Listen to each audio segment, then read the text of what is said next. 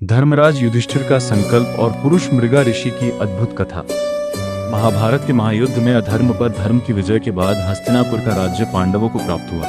धर्मराज युधिष्ठिर का राज्याभिषेक हुआ और उनके न्याय, सत्य तथा धर्मपरायण शासन से समस्त प्रजा सुख, शांति और समृद्धि का जीवन जीने लगी। राज्य में चारों ओर आनंद का वातावरण था और किसी प्रकार का भय या दुख दिखाई नहीं देता था। एक दिन देवर्षि नारद हस्तिनापुर पहुंचे। धर्मराज ने उनका आदरपूर्वक स्वागत किया।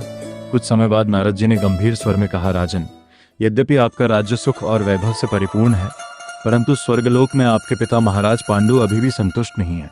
ये सुनकर युधिष्ठिर चिंतित हो उठे। उन्होंने विनम्रता से पूछा, भगवान, मेरे पिताश्री किस कारण दुखी हैं? नारद जी बोले, महाराज पांडु की हार्दिक इच्छा थी कि वे अपने जीवन काल में एक भव्य राजसूय यज्ञ संपन्न करें, किंतु परिस्थितियों के कारण उनका यह संकल्प अधूरा रह गया। उसी अधूरी कामना के कारण उनकी आत्मा पूर्ण शांति का अनुभव नहीं कर पा रही है।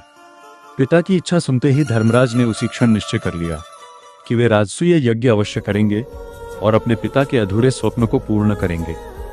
किंतु इस महान यज्ञ की पूर्णता के लिए एक विशेष महात्मा की उपस्थिति आवश्यक थी। वे थे भगवान शिव के परम भक्त ऋषि पुरुष मृगा। उनका स्वरूप अत्यंत विलक्षण था। उनका ऊपरी भाग मनुष्य का और निचला भाग मृग का था। अपनी अद्भुत गति और तपस्या के कारण वे समस्त ऋषियों में विख्यात थे। धर्मराज ने अपने पराक्रमी भाई भीमसेन को आदेश दिया, भीम, तुम स्वयं जाकर पुरुष मृगा ऋषि को आदर सहित हमारे यज्ञ में आमंत्रित करके लाओ। आज्ञा मिलते ही भीम वन की ओर निकल पड़े। मार्ग में उनका सामना अपने ज्येष्ठ भ्राता पवन पुत्र श्री हनुमान जी से हुआ। भीम ने श्रद्धापूर्वक उनके चरणों में प्रणाम किया।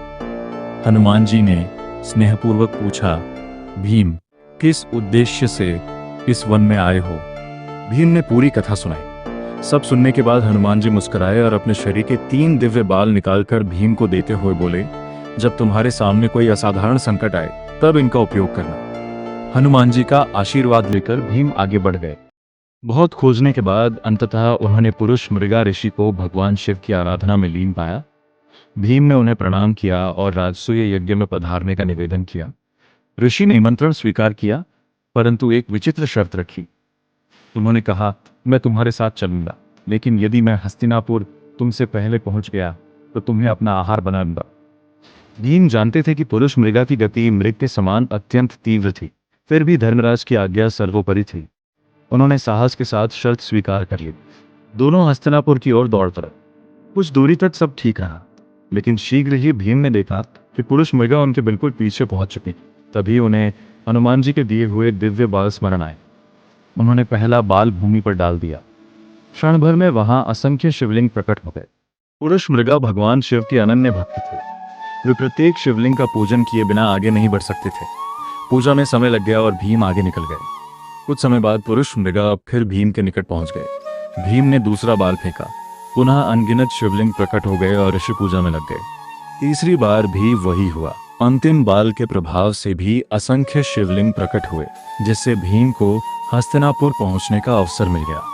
अंततः भीम राजमहल के द्वार तक पहुंच गए। जैसे ही वे भीतर प्रवेश करने वाले थे, उसी क्षण पुरुष मृगा ने पीछे से उनके चरण पकड़ लिए। अब भीम का ऊपरी शरीर महल के भीतर था, जबकि दोनों पैर बाहर रह गए। ऋषि ने कहा, शर्त के अनुसार अब तुम मेरे आहार हो। उसी समय धर्मराज युधिष्ठिर और भगवान श्री कृष्ण वहां पहुंचे। ऋषि ने संपूर्ण घटना सुनाकर कहा, अब धर्मराज ही न्याय करे। युधिष्ठिर ने शांत भाव से परिस्थिति का अवलोकन किया और अपना निर्णय सुनाया। ऋषिवर, जब आपने भीम को पकड़ा तब उनका आधा शरीर राजमहल के भीतर प्रवेश कर चुका था।